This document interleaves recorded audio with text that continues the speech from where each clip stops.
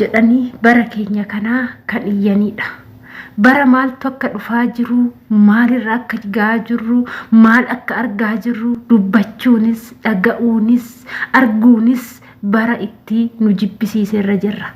Baay'ee tokko jechuudha bakka dhaloonni garam akka deemaa jiru, namni garam akka deemaa jiru, biyyi keenya garam akka deemaa jiru dhugumatti bara dhumaa jedhasantu dhufee jira jechuudha.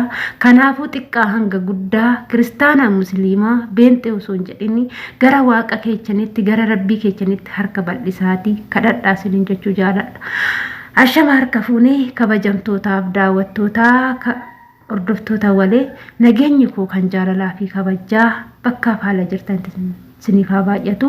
Anis obboleettiin keessan bakkaa fi haala lafan jirutti nagaa fayyaa kootidha.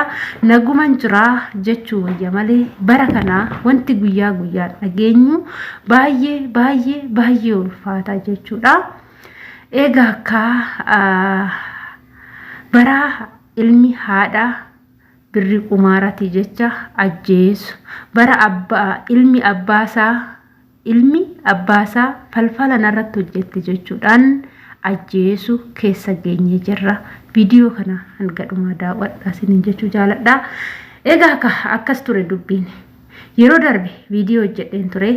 Ilmi haadha isaa maallaqa qumaara taphataa qumaara sanitti maallaqa isaa fixee ammas qumaara nyaatamee waan kaffalu dhabee jennaan harmee isaatiin galee maallaqa qumaaran taphadhunaaf kennii jennaan harmeen isaa lakkii hin qabu jennaan haadha isaa haala suukaneessaa ta'een birri qumaaraa jecha akka ajjeesee hundi keenyanuu ni yaadattu jechuudha. Har'a ammoo wanti ta'aa jiru baay'ee waan ulfaatudha. Innillee ammas isuma dubbuma isa fakkaatu dubbiin lammaffaan jechuudha. Isa inni lammaffaan argitan kuni abbaa isaa jechuudha. Abbaa isaa abbaan koo haala hin taaneen falfala narratti hojjetee jedhee abbaasaa haala suukaneessaa ta'een abbaasaa ajjeese jechuudha. Kana afaan guutanii dubbachuun baay'ee ulfaata. Dhugaa rabbiin nama haa didu, waaqni nama haa didu waan akkanaa kana dhugaa rabbii wanti bara biyya keenya keessatti ta'aa jiru ana abjuu natti fakkaachaa jira.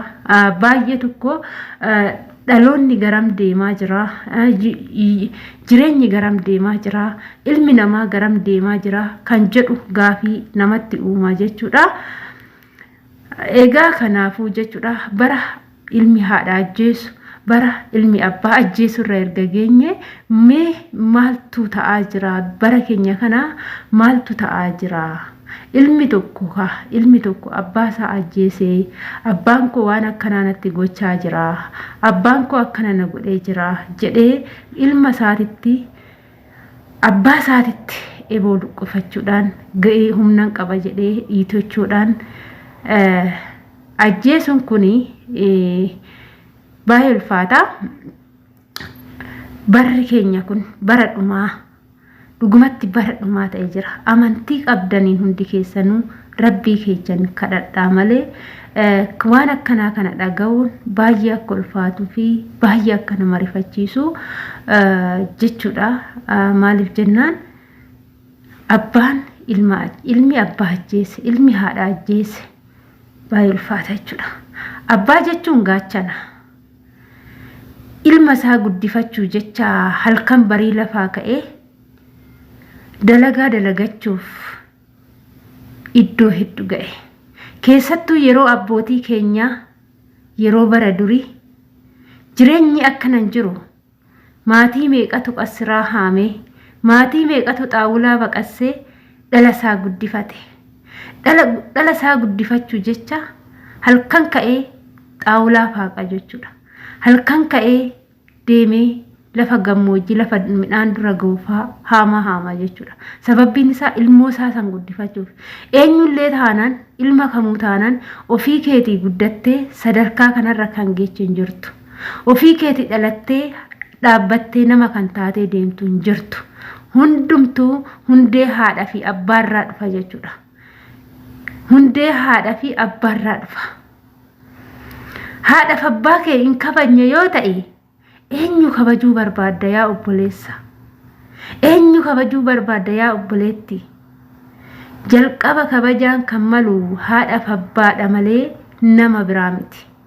Erga haadha ofii ajjeesanii, erga abbaa ofii ajjeesanii, abbaa ofii, gaaddisa ofii, utubaa ofii, kafana ofii erga ajjeesanii, haadha ofii, waa hunda ofii, rakkattuu ofii, deessee ofii, hoosistuu ofii kan duddatti si baattu akka barbaadde fincaayyootti fincoofte ajaa'i kan hin jenne, kan sirraa dhixxu, kan sirraa miiccitu, si guddistee har'a geechee waggaa 15 gaafa ol dabartu ofiif guddattee sadarkaa sangeeche sitti fakkaata?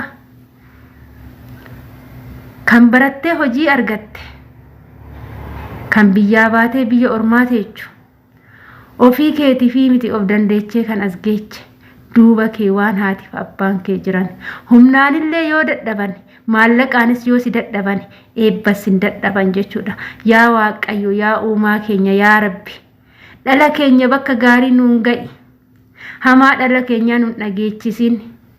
Yaa Waaqayyo, karaa inni irra deemu karaa gaarii godhiif jedhanii kan warri keessi eebbisan, eebbi maatii ofii iddoo guddaan nama ga'a. Harka maaltu abbaa ofii ajjeesaa? Harka maaltu abbaa ofii ajjeesaa? Harka luka maaltu abbaa ofii dhiitaa? Afaan maaltu abbaa ofii ifataa? Badaallee haa ta'u hanga fedhe kabajaatu malaa fi abbaa ofiiti.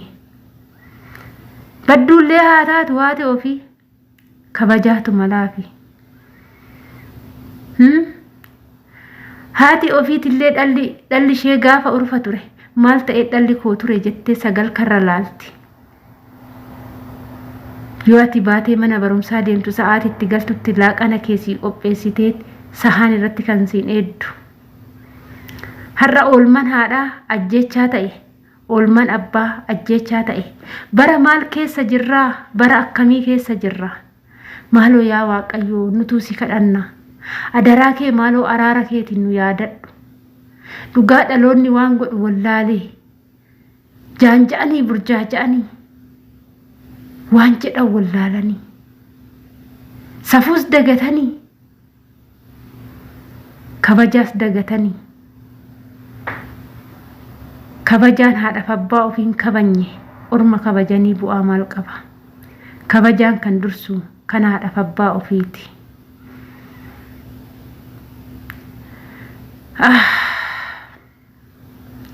Baay'ee ulfaata.